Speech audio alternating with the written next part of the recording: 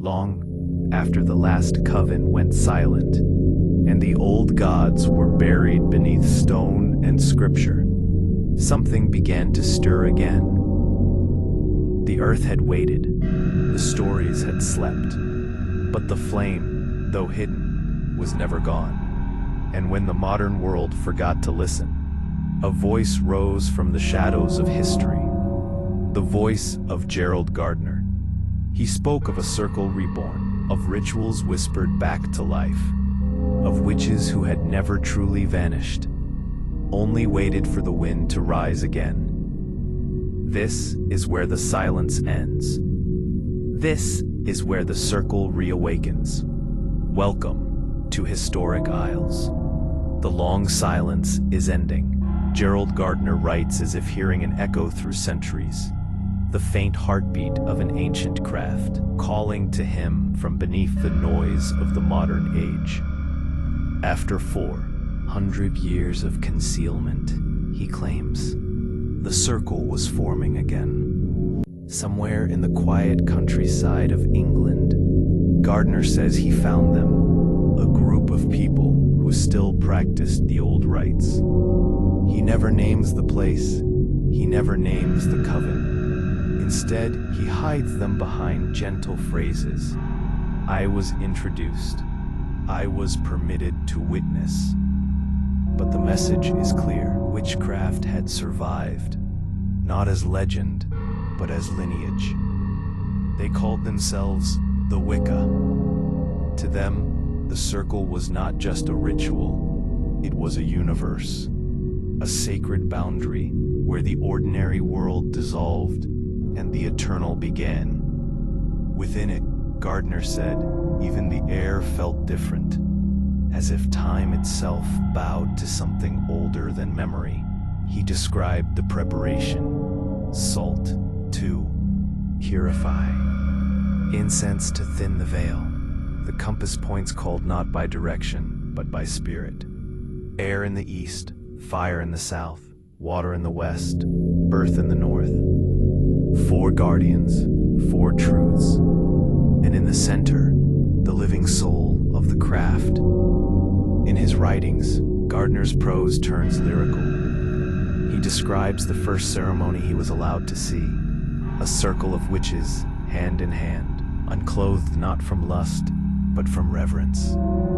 Their bodies, symbols of natural honesty before the gods.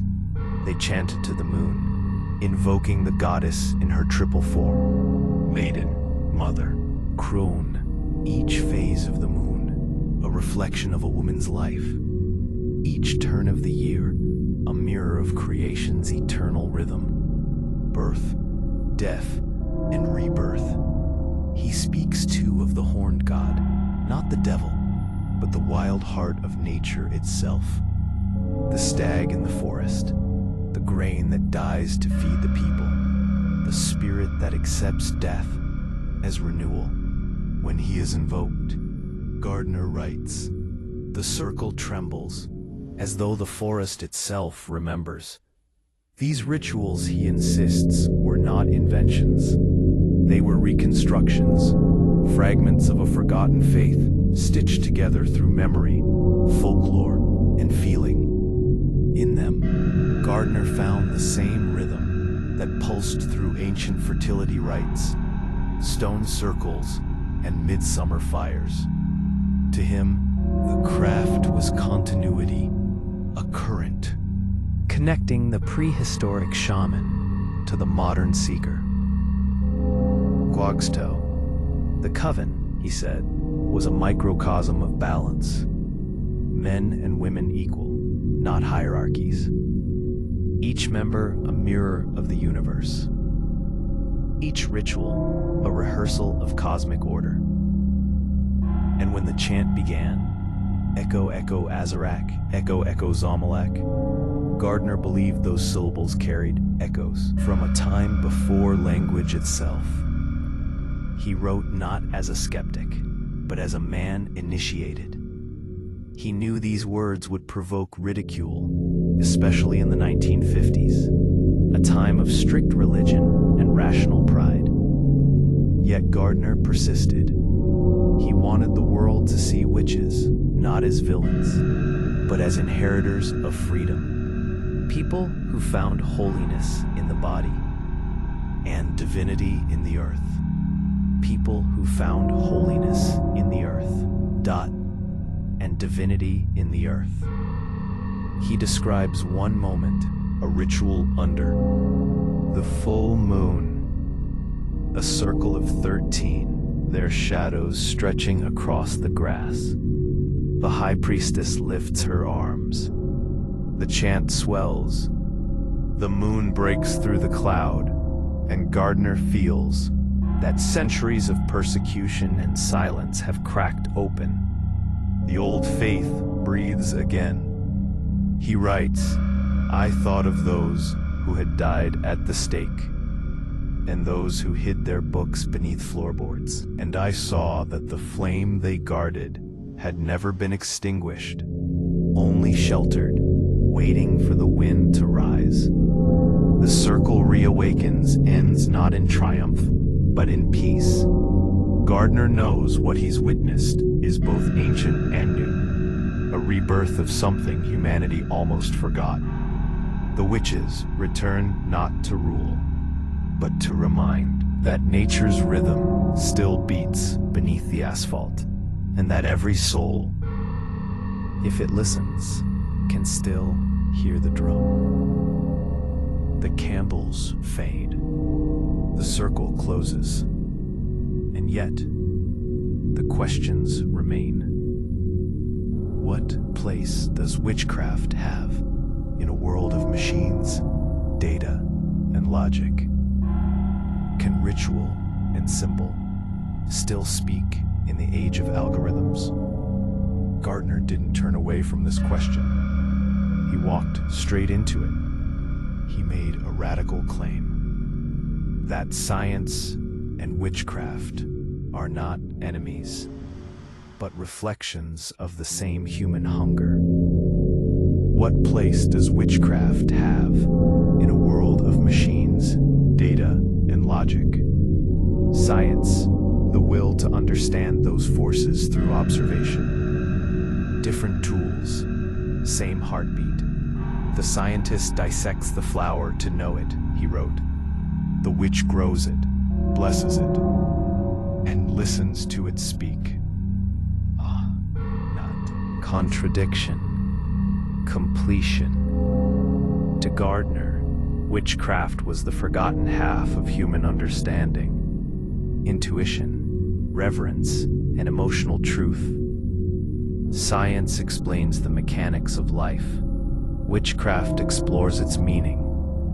He believed that every spell, every chant, every ritual was not about controlling the world, but about aligning with it.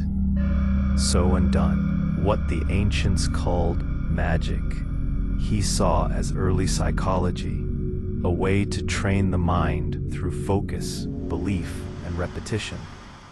To light a candle for hope is not to summon spirits, but to tell the subconscious that hope is real.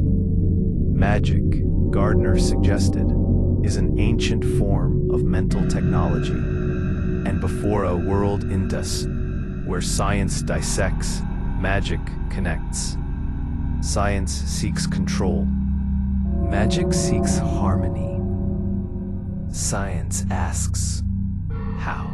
Magic asks, why? He saw the witch as a necessary figure for the atomic age. Someone who understands that every spark, from a candle flame to a nuclear reaction, is sacred and double-edged. Long before environmentalism was a word, he warned of what happens when we cut nature apart for profit. The witch kneels, he wrote, where the scientist stands, both in awe of the same creation. One measures it. He linked to deeper things, personally. To be like Father, Son, Angel, ready to give apart from its mind. Science asks why. Scientists measure is correction and awe of the same creation. Ritual with emotional healing, a way to externalize transformation. Because when someone lights a candle, they are not only changing the world, they are changing themselves.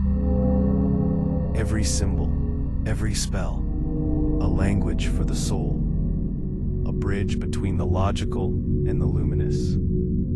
Bridge between the logical and the luminous.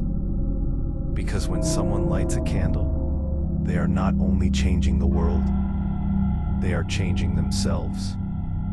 We can split the atom and turn them back into us. A language for the soul. Every symbol, every spell, a language for the soul. A bridge between the logical and the luminous. But not heal the heart. And that, perhaps, is where the witch still matters. Nevertheless, he wrote, the circle, when cast, is not to trap power, but to remind the witch that they are part of the same power they invoke. Science explains the surface, magic explores the depth, and when both speak together, when microscope meets moonlight, humanity becomes whole again. P.A.B. to Gardner, chanting, rhythm, and trance were not superstition, they were science in another language. P. What the ancients called calling the spirits, the modern world might call altering consciousness. Different names, same mystery, different names. And maybe that's his greatest revelation, that witchcraft is the poetry of science, the art of understanding what numbers alone cannot hold. P. He ends his work with a whisper of warning. P. When the last spell is broken, and the last ritual forgotten, P. The stars will still burn, but perhaps no one will look up to see them.